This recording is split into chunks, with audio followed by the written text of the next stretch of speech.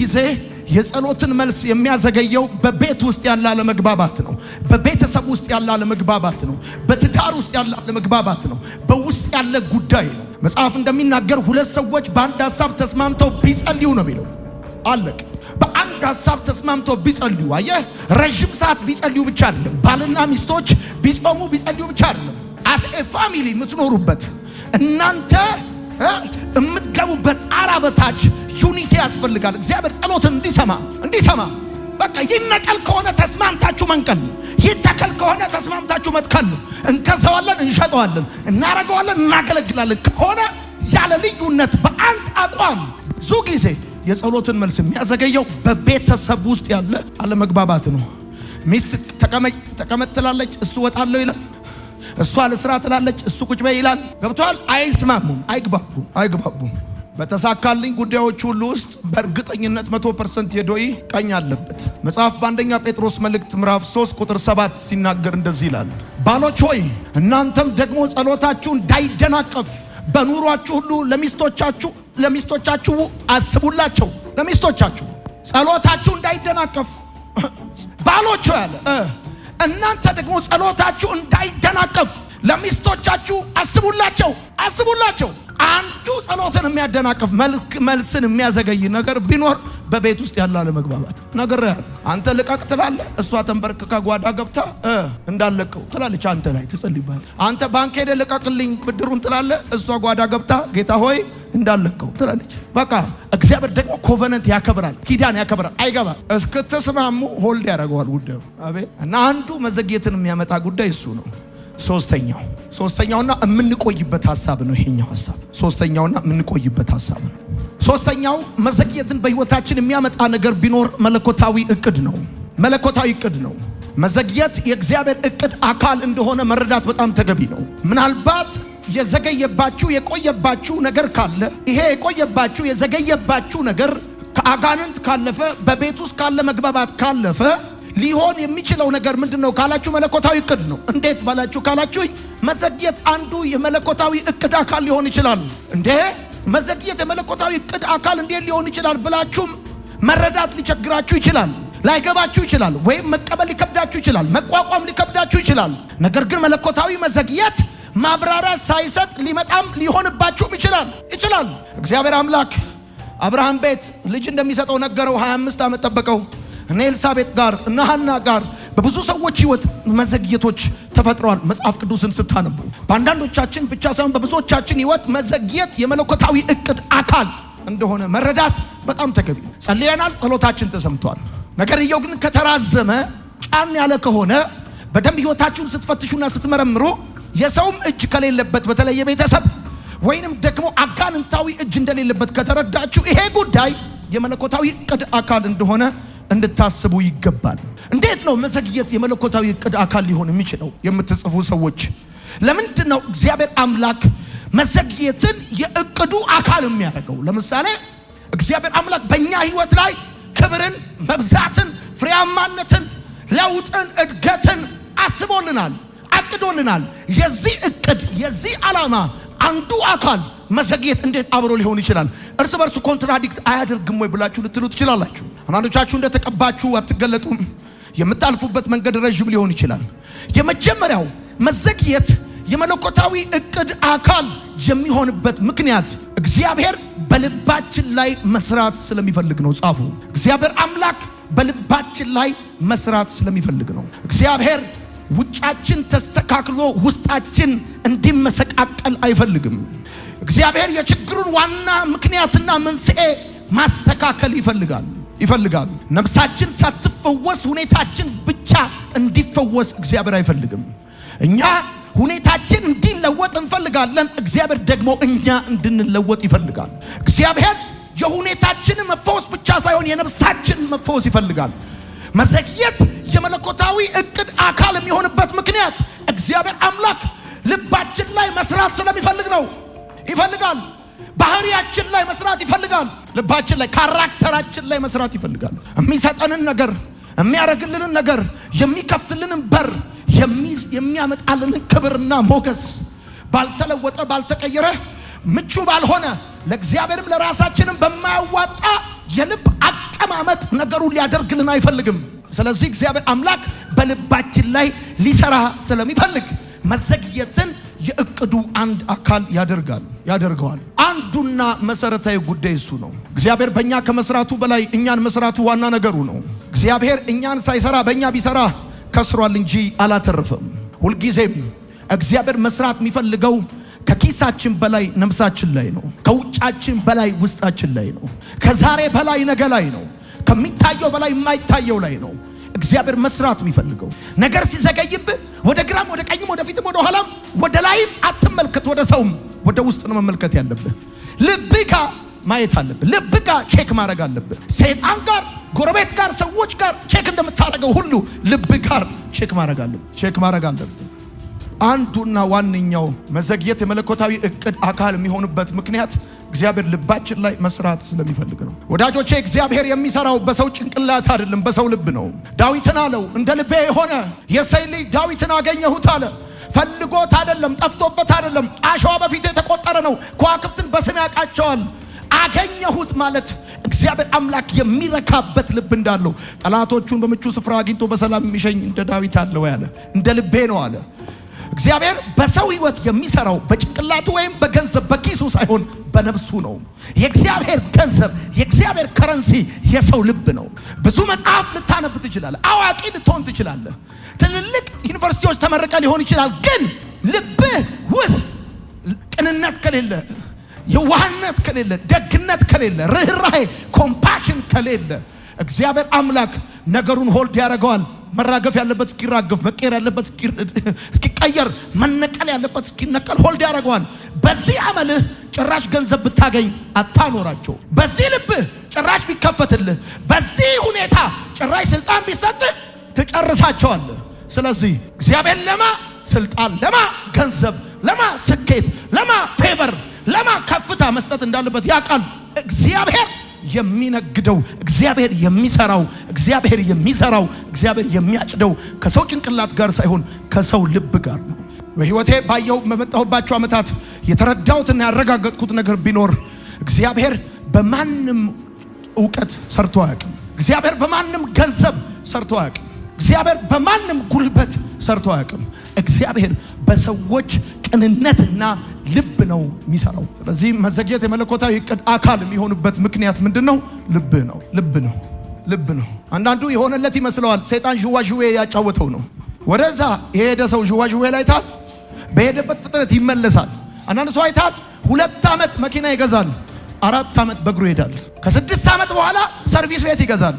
ከዓመት በኋላ ከኪራይ ቤት ይባረራል። እንደዚህ ሰይጣን የሚያጫውታቸው ሰዎች አሉ። ሰይጣን ሰጥቶ አይቀርም፣ ይሰጣል፣ ይቀበላል። ዥዋዥዌ ነው የሚያጫውት። እግዚአብሔር ግን ከሰጠ ሰጠ ነው። እግዚአብሔር ከሰጠ ሰጠ ነው። ከከፈተ ነው።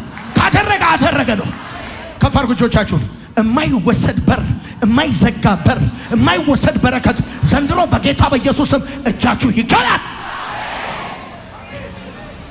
አሜን ይባላል። ወዳቸዋለሁ። ሁለተኛው እግዚአብሔር ለምንድን ነው የሚዘገየው? መዘግየት የመለኮታዊ እቅድ አካል የሚሆነው ለምንድን ነው? ሁለተኛው ዓላማውን መፈጸም ስለሚፈልግ ነው። የመጀመሪያው በልብክ ላይ መስራት ስለሚፈልግ ነው። ሁለተኛው ዓላማውን መፈጸም ስለሚፈልግ ነው። ወደዚህ ምድር የመጣ ነው በልተን ጠጥተን ልብስ ለብሰን ገብተን ወጥተን እንድንጨርስ አይደለም። እግዚአብሔር በእኛ ህይወት ሊሰራ የሚፈልገው ፕሮግራም አለው። 60፣ 70፣ 80 ዓመት እንኑር። እግዚአብሔር አምላክ በእኛ ህይወት አኮምፕሊሽ ማድረግ የሚፈልገው ዓላማ አለው። ያንን ዓላማውን መፈጸም ይፈልጋል። ስማኝ፣ ሊሰጥህ ብቻ አይደለም፣ እንድትሸከመው ብቻ አይደለም፣ እንድትፈጽምለት የሚፈልገው ጉዳይ አለው። የሚከፍትልህ አንተ እንድትሰራው የሚፈልገው ነገር ስላለው ነው። አቅም የሚሰጥህ ሁኔታዎች እንዲሳካል፣ ለጸሎት መልስ፣ ለጉዳዮች ሁሉ የተቃና ነገር እንዲሆንልህ እግዚአብሔር የሚፈልግበት ዋነኛው ምክንያት ባንተ ማግኘት ውስጥ፣ ባንተ ስኬት ውስጥ፣ ባንተ ነገር መቃናት ውስጥ እግዚአብሔር ሊሰራ የሚፈልገው ፕሮግራም እቅድ ስላለው ነው። ለምሳሌ ኢየሱስ ባለበት ቦታ ሆኖ አልዓዛርን ሊፈውሰው ይችል ነበር። ካልሆነም ደግሞ በ48 ሰዓት ውስጥ በጊዜ ደርሶ ሊፈውሰው ይችል ነበር። ነገር ግን ይሄን አላደረገም። ለብዙዎች ቃሉን ልኮ ፈውሰዋል። አቤት ሄዶ ፈውሰዋል። ጌታ ኢየሱስ ክርስቶስ በ48 ሰዓት ጊዜ ውስጥ አልዓዛር ሳይሞት በአካል ሄዶ ሊፈውሰው ይችል ነበር። እሱ ብቻ አይደለም፣ ካስፈለገም እዛው ባለበት ሆኖ እንዲድን ሊናገር ይችላል፣ ሊፈውሰው ይችላል። ደግሞ አልዓዛር ወዳጁ ነው እንዳትረሳ። ግን ይሄን አላደረገም። ወዳጆቼ በጣም የሚገርማችሁን ሚስጥር ልንገራችሁ። ምናልባትም የዛሬው መልእክታችሁ ዋና ሐሳብ እዚህ ጋር ሊሆን ይችላል። የአይሁድ መሪዎችን ለመጀመሪያ ጊዜ ከዳር እስከ ዳር ያንቀሳቀሳቸው የአልዓዛር ትንሣኤ ነው። ፎር ዘ ፈርስት ታይም ከአልዓዛር በፊት ጌታ ፈውሷል፣ ታምራት አድርጓል፣ ብዙ ነገር ሰርቷል። ነገር ግን እንደ ሀገር እንደ ህዝብ የአይሁድ ህዝቦችን መሪዎችን የአይሁድን መሪዎች ከጫፍ እስከ ጫፍ ያነቃነቃቸው የአልዓዛር ትንሣኤ ነው ያንቀሳቀሳቸው። ከዚህ በፊት እንደዚህ ተንቀሳቅሰው አያውቁም። ለመጀመሪያ ጊዜ የካህናት አለቆች ጌታ ካገኘው መወደድ የተነሳ ሊገሉት የተስማሙት በዚህ ጊዜ ነው፣ አልዓዛር በተነሳ ጊዜ። ወዳጆቼ የጌታን መገደል ባይስማሙ ኖረው በሚቀጥለው ፋሲካ የሚገደል እግዚአብሔር በግ አይኖርም ነበር። ኢየሱስ በመለኮታዊ ሰሌዳ መሞት ካለበት የጠላቶቹን እጅ የሚያስገድል ትንሣኤ ለማድረግ ነው የዘገየው። ዮሐንስ ወንጌልን ስታነቡት ለመጀመሪያ ጊዜ ካህናት አለቆች ተሰብስበው ኢየሱስን ለመግደል የተስማሙት ከአልዓዛር መነሳት በኋላ ነው ጌታ የዘገየው። ከዚህ በፊት ሕያዋኖችን ፈውሷል፣ ሊገሉት ግን አልተስማሙም። አሁን እንደዚህ ነው። ኢየሱስ በመለኮታዊ ሰሌዳ መሞት ካለበት የጠላቶቹን እጅ የሚያስገድድ ትንሣኤ ለማድረግ ነው ጌታ የዘገየው። ለምን? አይሁዶቹ አንድ ነገር ያውቃሉ። ሰው 30 ቀን ያለ ምግብ መቆየት እንደሚችል፣ ሰው 3 ቀን ያለ ውሃ 3 ደቂቃ ያለ አየር መቆየት እንደሚችል ያውቃሉ። 4 ቀን ግን መቃብር ውስጥ ገብቶ ሰው እንደማይቆይ ያውቃሉ። ጌታ ከሰማይ የመጣው ፊልም ሊሰራ አይደለም፣ የአብን እቅድ ሊፈጽም ነው። የአብን እቅድ መፈጸም ካለበት ደግሞ ይሄን እቅድ የሚያስፈጽሙ እጆች፣ የጠላት ክንዶች መንቀሳቀስ አለባቸው። ይሄንን የጠላቶቹን እጅ የሚያስገድድ ተአምራት ለማድረግ የመረጠው ወዳጁን ነው። ወዳጁን አንዳንድ ጊዜ እግዚአብሔር አምላክ መዘግየትን የመለኮታዊ እቅዱ አካል የሚያደርገው ኖረ ብቻ እንዳታልፍ፣ በልተ ብቻ እንዳታልፍ፣ ጠጥተ ብቻ እንዳታልፍ፣ ክፉ እጆች በአንተ ላይ እንዲከፉ እንዲነሱ የሚያደርገው እግዚአብሔር አምላክ በዚህ ሲዝን ሊሰራ የሚፈልገው ነገር ካለ በዛ ሰሌዳ በዛ መለኮታዊ ካላንደር ነገር እንዲሆን ከፈለገ እግዚአብሔር መዘግየትን የመለኮታዊ እቅዱ አካል ያደርገዋል። ዮሐንስ ወንጌል መጽሐፍ ምዕራፍ 11 እንደዚህ ይላል። ኢየሱስ ይህን ካለ በኋላ በታላቅ ድምፅ አልዓዛር ና ውጣ ብሎ ተጣራ። የሞተውም ሰው እጅና እግሩ በቀጭን ስስ ጨርቅ እንደተጠቀለለ ፊቱን በሻሽ እንደተጠመጠመ ወጣ። አንብበው ቃሉን ወጣ። ኢየሱስም መግነዙን ፍቱትና ይሂድ አላቸው። ስለዚህ ወደ ማርያም ከመጡት ኢየሱስ ያደረገውን ካዩት አይሁዶች ብዙዎች በእርሱ አመኑ። አንዳንዶቹ ግን ሄደው ኢየሱስ ያደረገውን ለፈሪሳውያን ተናገሩ። ከዚያም የካህናት አለቆችና ፈሪሳውያን የአይሁድን ሸንጎ ስብሰባ ጠሩ። አሁን በሚመጣው ፋሲካ የሚታረድ የእግዚአብሔር በግ ያስፈልጋል። ይሄ የሚመጣው ፋሲካ የመለኮት አፖይንትመንት ነው። ይሄ ፋሲካ አይታለፍም። ይሄ ከፊት ያለው ፋሲካ ሰማይና ምድር ይታረቃል። የጥል ግድግዳ ይፈርሳል። መጋረጃው ይቀደዳል። ለዚህ ሸንጎን የሚሰበስብ ታምራት ያስፈልጋል። የጠላቶቻቸውን እጅ የሚያበረታ ታምራት ያስፈልጋል። ኢየሱስ ላይ በጭካኔ የሚነሳ ያስፈልጋል። ስለዚህ ከዚህ በፊት ሕያዋንን ፈውሷል፣ ሸንጎ አልተሰበሰበም። አሁን ግን ሊቋቋሙት የማይችሉት በወዳጁ በአልዓዛር ይሸታል በተባለ አፍንጫ በተያዘበት አክትቦለታል የተባለውን እኮ ጠራው፣ ቀሰቀስ። ብዙዎች አመኑ፣ የሆነው ነገር ሰሙ፣ ስብሰባ ጠሩ። እነርሱም እንደዚህ ያሉ፣ ይህ ሰው ብዙ ታምራዊ ምልክቶችን እያደረገ ስለሆነ ምን ብናደርግ ይሻላል? እንዲሁ ብንተወው ሰው ሁሉ በእርሱ ያምናል። ሮማውያን መጥተው ስፍራችንና ሕዝባችን ይወስዱብናል። ከዛስ ከመካከላቸውም አንዱ በዚህ ዓመት ሊቀ ካህናት የነበረው ቀያፋ ሊቀ ካህኑ ነው። የዓመቱን የመስዋዕት በግ የሚወስነው የሰማኝ ሰው ካለ ሊቀ ካህኑ የዓመቱን የፋሲካ ፕሮግራም የሚመራው ሊቀ ካህኑ ነው የሚለውን ተመልከት። ቀያፋ እንዲህ ሲል ተናገረ፣ እናንተ እኮ ምንም አታውቁም እና ሕዝቡ ሁሉ ከሚጠፋ ስለ ሕዝቡ አንድ ሰው ቢሞት የሚሻል መሆኑን አታስተውሉ? ሊቀ ካህኑ ማለት የስርየትን ስርዓት የሚወስነው ሕዝቡን ወክሎ በእግዚአብሔር ፊት የሚገባው ሊቀ ካህኑ ሕዝቡ ሁሉ ከሚጠፋ አንድ ሰው ቢጠፋ የተሻለ የሚሆን አይመስላችሁ? አታስተውሉ ማለት። ከዛስ ይሄን ያለው ከራሱ አልነበረም። ይሄን ያለው ከራሱ አልነበረም፣ ከሰማይ ነው የገባው ሰው። ይህን ያለው ሰውየው ከራሱ አይደለም። አሁን ጌታ አልዓዛር ጋር የቆየው አልዓዛር ጋር የዘገየው ከረጅም ሺህ ዓመት በፊት የተነገረው የተስፋ ቃል እንዲፈጸም ከፊት ላለው ፋሲካ የመስዋዕት በግ ያስፈልጋል። ይህንን የመስዋዕት በግ የሚወስን ሸንጎ ያስፈልጋል። ሸንጎን የሚሰበስብ ተአምራት ግድ ነው። አሁን ተረበሽ። ከዚህ በፊት ኢየሱስን ለመግደል እንደዚህ ባለ ሁኔታ በሸንጎ አልተሰበሰቡም። ከዛስ ይሄን ያለው ከራሱ አልነበረም። ነገር ግን በዚያች ዓመት ሊቀ ካህናት እንደመሆኑ ኢየሱስ ለአይሁድ ሕዝብ እንዲሞት ትንቢት መናገሩ ነበር።